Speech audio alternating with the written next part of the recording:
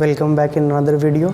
आज हम लोग फिर से एक बहुत ज़्यादा important chapter sexual reproduction in flowering plant का दूसरा खास इम्पॉर्टेंट टॉपिक है पॉलिनेटिंग एजेंट्स, उसके बारे में पढ़ने वाले हैं।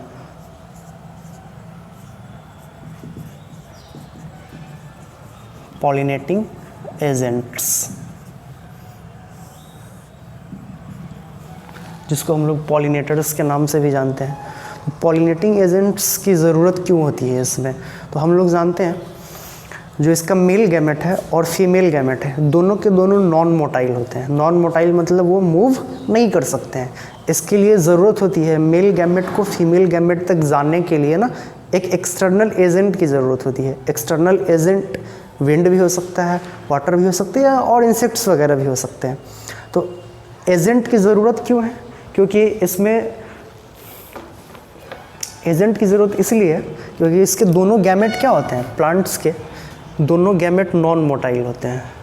तो मैं लिख देता हूँ both male and female gametes are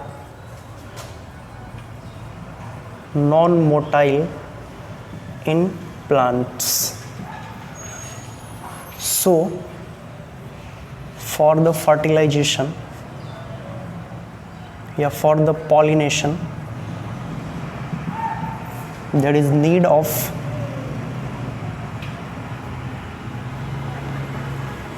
external agent।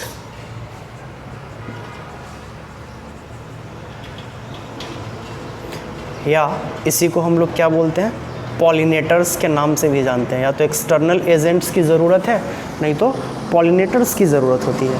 अब हम लोगों को देखना है जो इसमें प्लांट्स में पॉलिनेशन के लिए या फर्टिलाइजेशन के लिए कौन कौन से एक्सटर्नल एजेंट्स हैं। तो इन एक्सटर्नल एजेंट्स के अगर पॉलिनेटर्स का है ना अगर कैटेगराइज किया जाए तो हम लोग स्पेशली दो कैटेगरी में बांटते हैं इसको। कौन कौन से दो कैटेगरी हैं? तो एक तो आता है एबायोटिक और दूसरा इसी का कैटेगरी है बायोटिक। मतलब पॉलिनेटर्स एबायोटिक हो सकते हैं या बायोटिक हो सकते हैं। एबायोटिक का मतलब क्या है? ए का मतलब होता है नो और बायोटिक रिलेट करेगा विद लाइफ। मतलब ऐसे पॉलिनेटर्स जो लिविंग नहीं है, नॉन लिविंग है, वैसे पॉलिनेटर्स क्या कहलाएंगे? एबायोटिक। और बायोटिक का मतलब मैंने अभी बताया, बायोटिक मतलब रिलेट करेगा किससे? लाइफ से। मतलब वैसे पॉलिनेटर्स जो क्या है, लिविंग है, वो क्या कहलाएंगे? बायोटिक कहलाएंगे। तो एबायोटिक के भी ना कैटेगराइजेशन है। जैसे एबायोटिक पॉलिनेटर्स है वो दो होते हैं। पहला तो होता है विंड और एक और होता है वाटर, है ना। तो विंड के थ्रू पॉलिनेशन हो सकती है या वाटर के थ्रू पॉलिनेशन हो सकता है। तो ये एक्सटर्नल एजेंट्स हैं, है ना। बायोटिक में बहुत सारे होते हैं, है ना, जो आगे हम लोग देखेंगे। एक चीज़ और यहाँ देखना है, जो विंड से पॉलिनेशन होता है इसको हम लोग बोलते हैं pollination through wind is known as, लिख भी देता हूँ, pollination through wind is known as anemophily. क्या बोलेंगे इसको?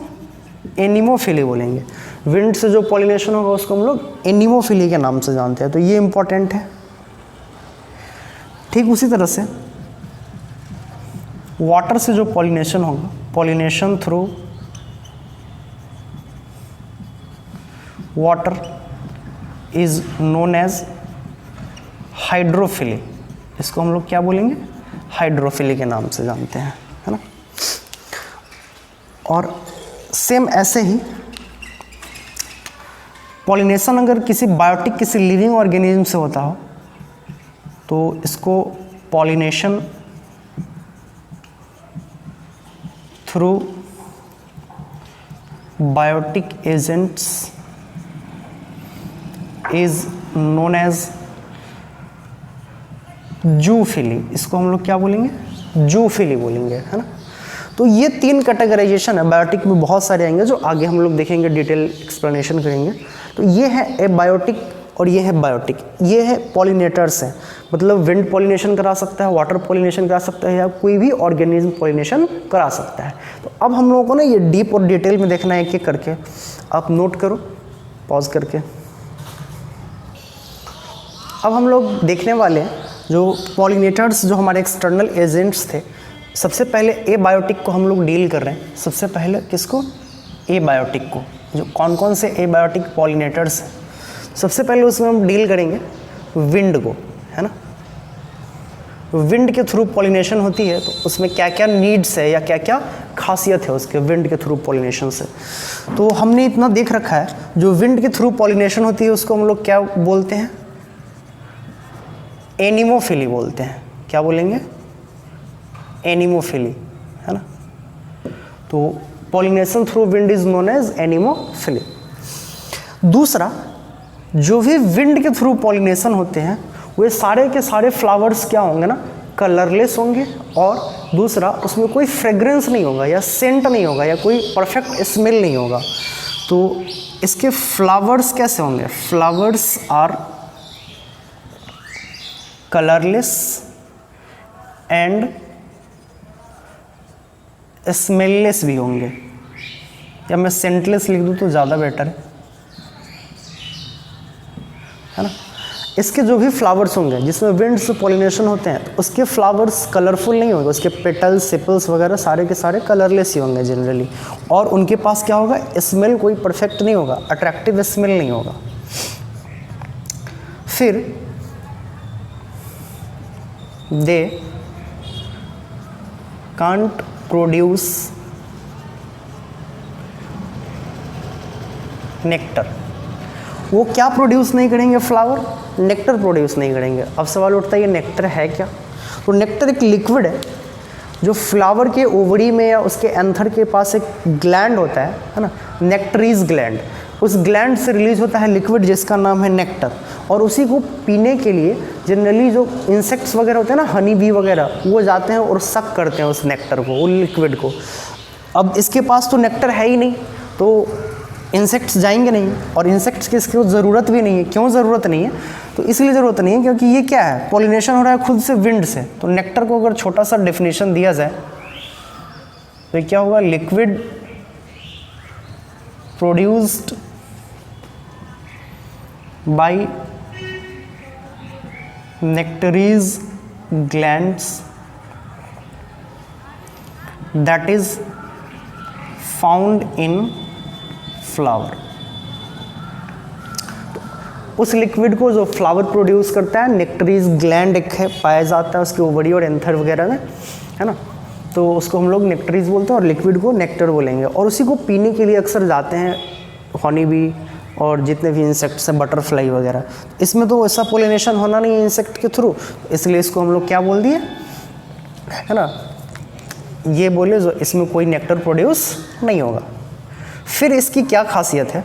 तो जो भी विंड से पॉलिनेशन होते हैं वो सारे के सारे उसके जो स्टिग्मा होंगे या उसका जो स्टैमेन होगा वो वेल एक्सपोज्ड होगा। Well exposed anther and stigma. क्यों वेल एक्सपोज्ड होगा? वेल एक्सपोज्ड होगा तभी तो विंड आएंगे उसके एंथर से पॉलिन ग्रेन्स निकाल के लेके जाएंगे और स्टिग्मा उसको कैप्चर करेगा। फिर इसके पॉलिन ग्रेन जो होंगे, pollen grains is light and non sticky, है ना। मतलब इसका जो पॉलिन ग्रेन होगा वो क्या होगा? लाइट होगा, हल्का होगा, जिसकी वजह से ना हवा उसको उड़ा उड़ा के आसानी से लेके चली जाएगी। और साथ में इसके पॉलिन ग्रेन्स कैसे होंगे? नॉन स्टिकी होंगे। नॉन स्टिकी होने का क्या मतलब है? वो चिपकने वाला नहीं होगा। ऐसा नहीं जो उड़ने के लिए गया और किसी और डाली में, प्लांट्स के पत्ते वगैरह में चिपक गया, ऐसा नहीं होगा। ये इजीली लाइटली उड़ेगा भी और किसी से चिपकेगा नहीं, एकदम नॉन स्टिकी होगा। हाँ, बट इसका जो स्टिग्मा होगा, वैसे फ्लावर जो विंड से पॉलिनेटेड होते हैं उसके स्टिग्मा कैसे होते हैं? स्टिकी होते हैं। तो स्टिग्मा इज स्टिकी एंड फिदरी। इसका स्टिग्मा कैसा होगा? स्टिकी। क्यों भाई? क्योंकि स्टिग्मा को पॉलन ग्रेन पकड़ना है ना, हवा में उड़ता पॉलन ग्रेन जा रहा है तो उसको कैप्चर तो करना पड़ेगा, इसलिए इसके स्टिग्मा कैसे होते हैं? स्टिकी होते हैं, है ना। और फिदरी, फिदरी का मतलब क्या है? फिदरी का मतलब होता है ना, इसके जैसे कि आप लोगों ने मक्का देखा होगा, मक्का में ना रेशम जैसे बाल निकले होते हैं ढेर सारे, है ना।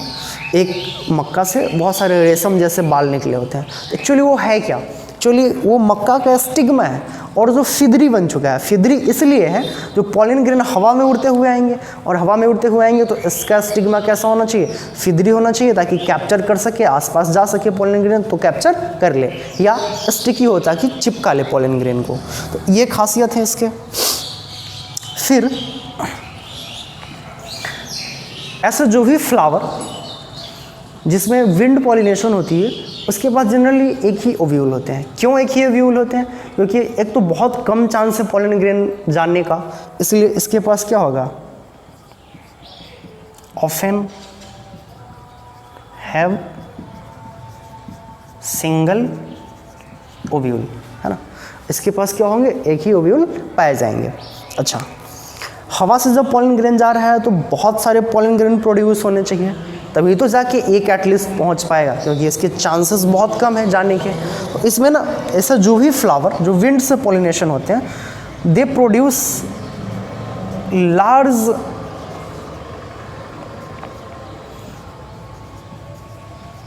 Number of pollen grains. क्यों लार्ज नंबर में प्रोड्यूस कर रहे हैं? अगर लार्ज नंबर में प्रोड्यूस नहीं करेंगे तो ऑब्वियस सी बात है, जो उनका बहुत कम चांसेस आने का स्टिग्मा के पास, तो बहुत ज़्यादा से ज़्यादा संख्या में वो प्रोड्यूस कर रहे हैं, जिसकी वजह से क्या है? चांस बन जाता है जो कम से कम एटलीस्ट एक पॉलन ग्रेन उसके स्टिग्मा पे जाके लैंड कर जाए ताकि पॉलिनेशन हो सके। तो ये खासियत है विंड के थ्रू होने वाले पॉलिनेशन से, है ना। तो विंड जो एक्सटर्नल एजेंट है, अगर वो किसी प्लांट को पॉलिनेट कर रहा है तो उसके फीचर्स क्या होंगे? ये सारे होंगे। अब हम लोग को देखना है कौन से ऐसे प्लांट हैं, है ना, जो विंड के थ्रू पॉलिनेशन करते हैं। तो सबसे इम्पॉर्टेंट इसका जो एग्जाम्पल है, कौन कौन से प्लांट हैं जो विंड के थ्रू पॉलिनेशन करेंगे, तो इसके एग्जाम्पल में दो याद रखने हैं। एक तो याद रखने कॉर्न कॉब, क्या याद रखने? Corn cob. साथ में एक है ग्रास। कॉर्न कॉब क्या होता है? कॉर्न कॉब मक्के को, मेज को हम लोग कॉर्न कॉब लिखते हैं, बोलते हैं, है ना। तो कॉर्न कॉब भुट्टा या मक्का, और साथ में ग्रास, ये दो ऐसे प्लांट हैं, है ना, जो क्या होंगे? विंड के थ्रू पॉलिनेटेड होंगे। और उनके फीचर्स क्या होंगे? ये सारे फीचर्स होंगे। पॉज करके आप लोग नोट करिए।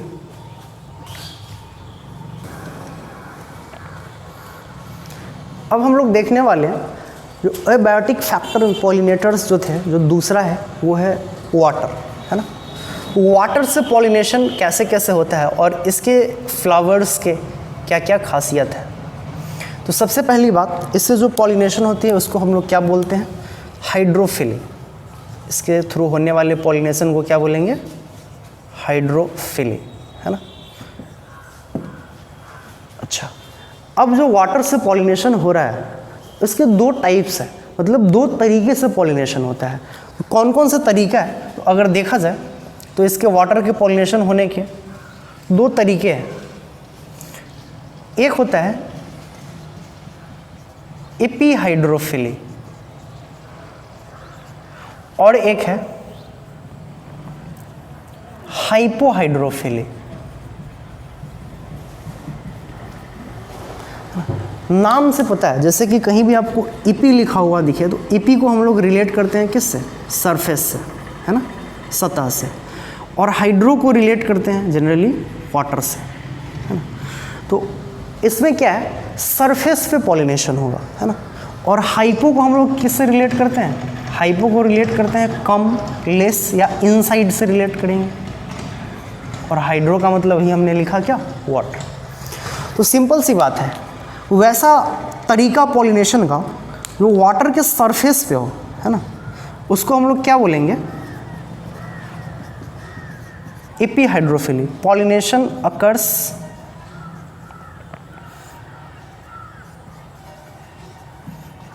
On the surface of water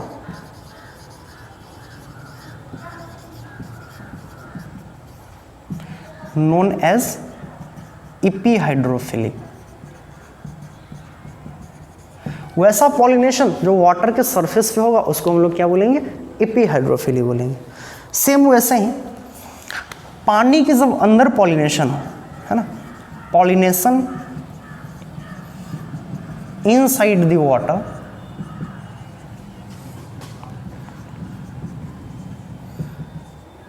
is known as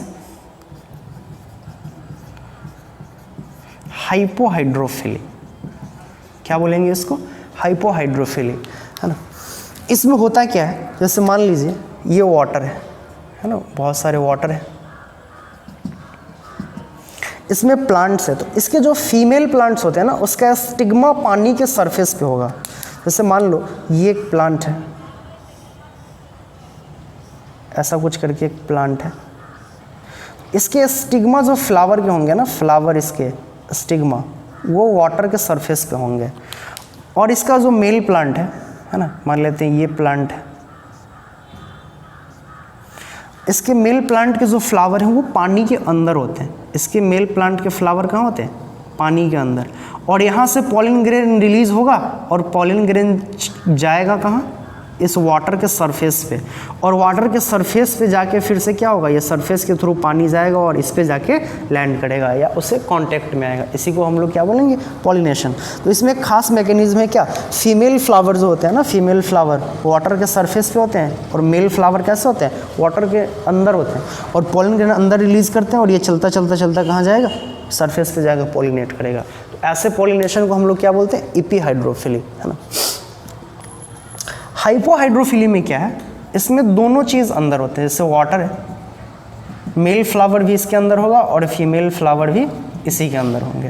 तो मान लो ये फीमेल प्लांट है, ऐसे करके प्लांट में बना देता हूँ, है ना, और इसका स्टिग्मा वगैरह यहाँ है, ऐसे कुछ फ्लावर है, ये फीमेल है, वो भी अंदर होंगे। और इसके जो मेल प्लांट है, जैसे इधर मैं मेल प्लांट बना देता हूँ, मान लो इनसाइड ये मेल प्लांट है, इसके फ्लावर से क्या होंगे, जैसे मान लो इसके ये फ्लावर है, इसके फ्लावर से निकलेगा पॉलिन ग्रेन। एक खासियत है, इसका जो पॉलिन ग्रेन होता है ना वो रिबन के जैसा होता है। किस शेप का होगा, ऐसा रिबन के शेप का होगा। तो ये जो पॉलिन ग्रेन रिलीज हुआ है मेल प्लांट से, वो किस शेप का है, रिबन शेप का है। रिबन शेप पॉलिन ग्रेन, जो वाटर के अंदर फर्टिलाइज हो रहे हैं या पॉलिनेट हो रहे हैं, है ना, उसका आकार कैसा है, रिबन शेप का। एक और खास बात है, ये जो पॉलिन ग्रेन है रिबन शेप का, एक खास तरह की लेयर से कवर रहता है। खास तरह के लेयर इसको कवर करके रखते हैं। क्यों भाई, क्योंकि ये पानी के अंदर है ना। इस लेयर को हम लोग बोलते हैं म्यूसिलेज। क्या बोलते हैं, म्यूसिलेज बोलते हैं। तो म्यूसिलेज का लेयर ना इस पॉलिन ग्रेन को कवर करके रखा है। क्यों, पॉलिन ग्रेन को पानी से ना भीगने से बचा देता है। तो म्यूसिलेज लेयर क्या करता है, प्रिवेंट वेटिंग, ये भीगने से, पॉलिन ग्रेन को भीगने से बचा देता है। तो म्यूसिलेज की लेयर। और दूसरा खास बात है ना, इसका शेप कैसा है पॉलिन ग्रेन का, रिबन शेप का है, रिबन के जैसा होता है। अब हम लोगों को देखना है इसके एग्जाम्पल्स कौन कौन से हैं। तो इसके सबसे मोस्ट पॉपुलर एग्जाम्पल में आते हैं, हाइपोहाइड्रोफिली का एग्जाम्पल मैं इधर लिख देता हूँ। इसके दो एग्जाम्पल्स याद रखने हैं हम लोगों को। एक तो याद रखना है वेलिसिनेरिया, क्या, वेलिसिनेरिया, और दूसरा याद रखना है हाइड्रिला। ये दो एग्जाम्पल है जो शो करते हैं इपीहाइड्रोफिली, मतलब इनका पॉलिनेशन ना वाटर के सरफेस पे होगा। अच्छा, हाइपोहाइड्रोफिली के जो एग्जाम्पल्स हैं वो है जोस्टेरा। क्या है, जोस्टेरा।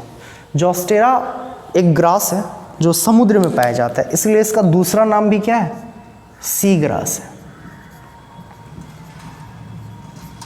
है ना। एक और ख़ास बात है, ये जो वेलिसिनेरिया और हाइड्रिला है ना, ये फ्रेश वाटर में मिलते हैं। कहाँ मिलते हैं? फ्रेश वाटर में। फ्रेश वाटर कहने का मतलब क्या है? जो नदी में, तालाब में, झरना में, मतलब वैसा पानी जो सॉल्टी नहीं हो, नमकीन नहीं हो, उसको हम लोग कैसा बोलते हैं? Fresh water. तो वेलिसिनेरिया और हाइड्रिला कैसा प्लांट है? जो फ्रेश वाटर में ग्रो करता है। जबकि जोस्टेरा एक ऐसा प्लांट है जो कहाँ ग्रो करेगा? मराइन वाटर में। मराइन वाटर कहने का क्या मतलब है? मराइन वाटर कहने का ये मतलब है जो ये समुद्र वाले पानी में मिलेगा, नमकीन पानी में मिलेगा, खारे पानी में मिलेगा, है ना। तो ये हमारा दो टाइप है, एपीहाइड्रोफिली और हाइपोहाइड्रोफिली का, जो प्लांट शो करते हैं। अच्छा, एक बात और याद रखना है, सारे के सारे जो एक्वेटिक प्लांट हैं जो पानी में पाए जाते हैं, वो सारे के सारे ऐसा नहीं है जो वाटर के थ्रू ही पॉलिनेट होंगे, है ना। कोई ज़रूरी नहीं है जो वाटर के थ्रू ही पॉलिनेट हो। ये प्लांट्स वाटर के थ्रू पॉलिनेट होते हैं, लेकिन बहुत सारे ऐसे प्लांट हैं जैसे कि वाटर हायसिंथ या वाटर लिली की बात कर लें, तो उनको पॉलिनेट होने के लिए ना, प्लांट को पॉलिनेट करने के लिए वाटर हायसिंथ और वाटर लिली को पानी की ज़रूरत नहीं है। वो विंड से पॉलिनेट हो जाएंगे या वो एयर से पॉलिनेट हो जाएंगे। कैसे? तो वो होते तो पानी में है, लेकिन उनका जो स्टिग्मा है और एंथर वगैरह है वो हवा में होता है, जिसके वजह से वो है तो एक्वाटिक प्लांट, लेकिन पॉलिनेशन के लिए वो वाटर का यूज़ नहीं करते हैं, वाटर का हेल्प नहीं लेते हैं। इस बात को ना एक नोट डाल के मैं लिख देता हूँ, तब तक पहले आप इसको लिख लो। तो इस बात को मैं लिख देता हूँ, सारे के सारे प्लांट ना वाटर से पॉलिनेट नहीं होते, एक्वाटिक प्लांट। एक नोट डालो और लिखो,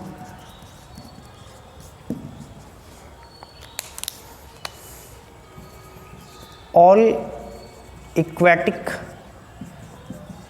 plants not pollinated through water, like as water hyacinth, जिसको जलकुंभी बोलते हैं, and water lily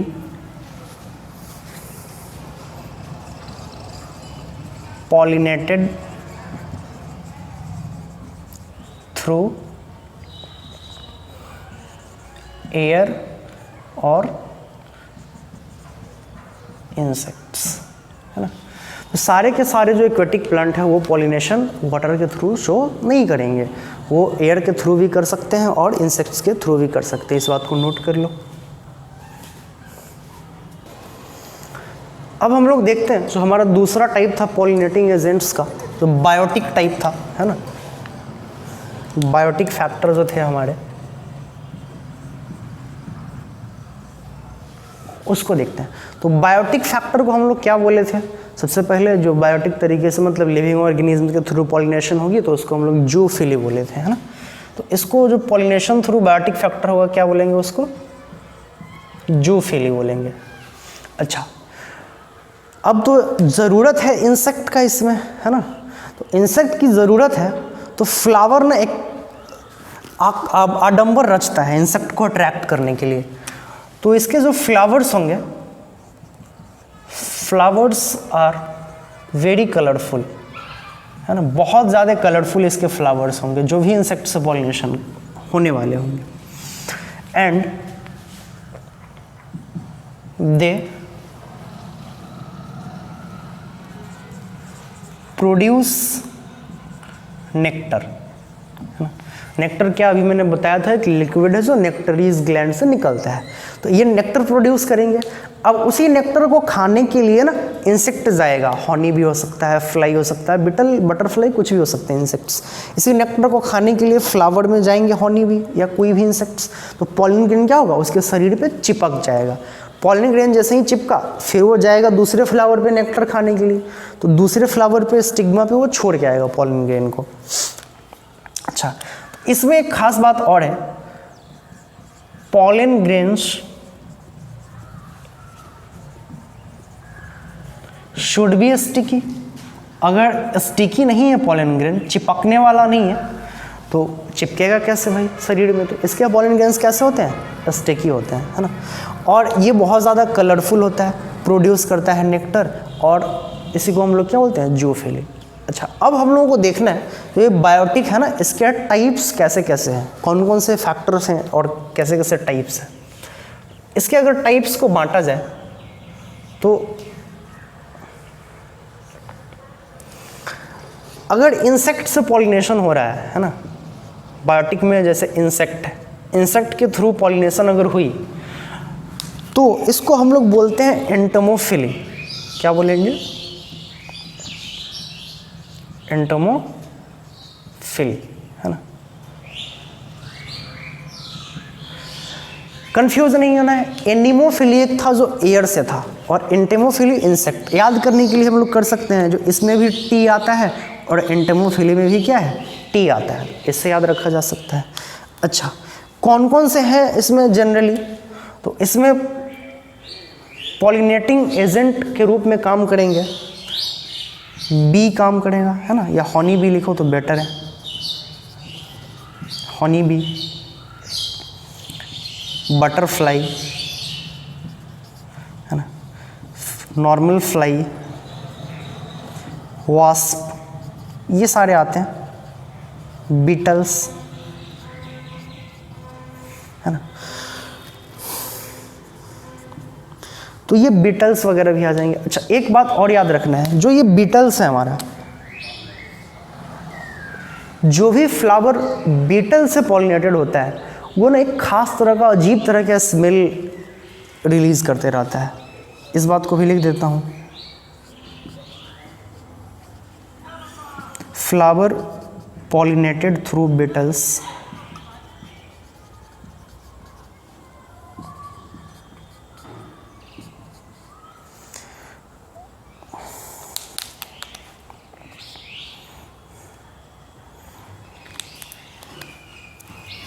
secrete foul odour, है ना। ये एक अजीब स्मेल रिलीज करता है। जो भी बीटल से पॉलिनेटेड होने वाले फ्लावर हैं वो सारे क्या करेंगे, एक अजीब तरह के स्मेल को रिलीज करते हैं, और उसी से बीटल अट्रैक्ट होता है और तब जाके पॉलिनेशन होती है। तो एनसीईआरटी में लाइन मेंशन कर रखा है, तो हमने भी बताया, ठीक है। फिर इंसेक्ट से तो हो गया पॉलिनेशन। अब इसमें पॉलिनेशन रेप्टाइल से भी हो सकता है, जैसे कुछ लिजार्ड वगैरह हैं वो पॉलिनेट कर देते हैं, या एक जीको नाम का रेप्टाइल है वो क्या करता है, वो ही पॉलिनेट कर देता है। अच्छा, फिर पॉलिनेशन में आ जाएंगे मैमल्स भी हैं जो पॉलिनेशन करा देते हैं। मैमल्स में कैसे आते हैं, तो एक लेम्यूर नाम का मैमल है वो भी पॉलिनेशन करा देता है ना। एक बैट है चमगादड़, वो भी पॉलिनेशन कराता है, और चमगादड़ से जब पॉलिनेशन होती है तो उसको एक खास नाम दिया जाता है ना। इसका नाम क्या देंगे, काइरेप्टेरोफिली। चमगादड़ से जब पॉलिनेशन होगी तो उसका नाम क्या दिया जाएगा, काइरेप्टेरोफिली। क्यों, क्योंकि जो बैट है ना चमगादड़ है, उसका ऑर्डर काइरेप्टेरा ऑर्डर होता है। इसका ऑर्डर क्या है, चमगादड़ का क्लास ऑर्डर जानते हो ना, तो इसका ऑर्डर क्या होता है, इसलिए इससे पॉलिनेशन को हम लोग क्या बोलते हैं, काइरेप्टेरोफिली। अच्छा, अब पॉलिनेशन क्या हो सकता है, पॉलिनेशन बर्ड से भी होते हैं, है ना। बर्ड्स भी ढेर सारे हैं जो पॉलिनेट कर देते हैं। तो बर्ड से जब पॉलिनेशन होती है उसको हम लोग एक खास नाम देते हैं, है ना। क्या नाम देते हैं, तो नोन एज ऑर्निथोफिली। क्या नाम देंगे, ऑर्निथोफिली। तो जब बर्ड्स पॉलिनेट करेंगे किसी भी फ्लावर को तो उसको हम लोग क्या नाम देंगे, ऑर्निथोफिली। बर्ड्स में कौन कौन से बर्ड्स पॉलिनेट करते हैं, तो दो बर्ड हम लोगों को जानना है, एक तो सन बर्ड और दूसरा है हमिंग बर्ड, जो बहुत छोटी सी चिड़िया होती है, हमिंग बर्ड। तो ये दो है, ये 2 3 4 हैं जो फैक्टर है पॉलिनेटर्स है, जो लाइव है, लिविंग है, और वो जाके पॉलिनेट करते हैं और अट्रैक्ट करने के लिए क्या है, ये काम होते हैं। अब 2 चीज़ हम लोगों को और देखना है, एक तो एमोर्फोफैलस प्लांट के बारे में जानना है और दूसरा मोथ एंड युक्का के रिलेशनशिप को देखना है जो इसी से रिलेट करता है। इसको आप लोग नोट करिए, तब तक हम फिर देखते हैं। बायोटिक पॉलिनेशन में दो एग्जाम्पल जो डिटेल में पढ़ना है हम लोगों को वो देखते हैं। तो एक सबसे पहला है, एक फ्लावर है एमोर्फोफैलस, एमोर्फोफैलस नाम का एक फ्लावर है ना। एमोर्फोफैलस क्या है? तो ये एक फ्लावर है जिसकी लेंथ 6 फीट होती है। कितनी? 6 फीट लॉन्ग फ्लावर। ये 6 फीट लंबा फ्लावर होता है, बहुत ज़्यादा, आदमी के हाइट के बराबर हाइट है इसकी। इसमें क्या होता है ना, बर्ड्स इसमें आके अपने अंडे को ले करती है ना। अंडे जब एग ले करती है इसके ओव्यूल में, तो क्या होता है, बर्ड्स जब ले करने आया तो अपने साथ पॉलिन ग्रेन से लेके आएंगे और इसकी वजह से ना ये पॉलिनेटेड हो जाता है। Get pollinated by laying eggs of birds, है ना। चिड़िया जब आके इसमें एग ले करेगी तब जाके ये क्या होगा, पॉलिनेटेड हो जाएगा। चिड़िया को इससे क्या फ़ायदा हुआ, तो उसके अंडे को सुरक्षित रहने के लिए एक 6 फीट लंबा फ्लावर दीवार घर मिल गया अच्छा खासा, है ना। एमोर्फोफैलस ये होता है। दूसरा एक एग्जाम्पल हम लोगों को देखना है मोथ एंड युक्का का, है ना। युक्का एक प्लांट है। युक्का क्या है? युक्का एक प्लांट है और मोथ क्या है? मोथ एक इंसेक्ट है ना, छोटी सी तितली जैसी होती है। इस दोनों का रिलेशनशिप भी बहुत पॉपुलर है। क्यों? क्योंकि ये जो मोथ है ना, ले एग इन द ओवरी, या ओवरी के कैविटी को हम लोग क्या बोलते हैं, लोक्यूल ऑफ युक्का प्लांट। ये अपने मोथ क्या करता है, अपने अंडे को ना उसके लोक्यूल मतलब ओवेरियन कैविटी किसका, युक्का प्लांट में जाके डाल देता है, जिसकी वजह से क्या हुआ, युक्का पॉलिनेट हो जाता है। Hence yucca get pollinated. इसके वजह से युक्का क्या हो गया, पॉलिनेटेड हो गया, है ना। युक्का को तो फायदा हो गया पॉलिनेशन का। अब इसको क्या फायदा होगा, तो युक्का क्या है ना, एक परफेक्ट प्लेस प्रोवाइड कराता है इसके लार्वा को डेवलपमेंट के लिए। Provide perfect place for the development of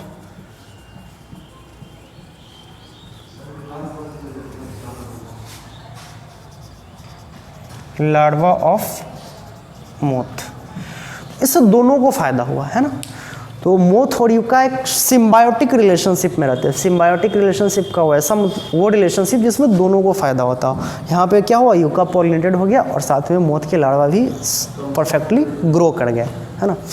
तो ये तो हमारा था आज का टॉपिक, जिसमें हम लोगों ने देखा पॉलिनेटर्स कौन कौन से हैं, कैसे कैसे पॉलिनेशन होती है, क्या क्या उसके फीचर्स हैं। फिर किसी और वीडियो के साथ मिलेंगे, तब तक के लिए थैंक यू, धन्यवाद।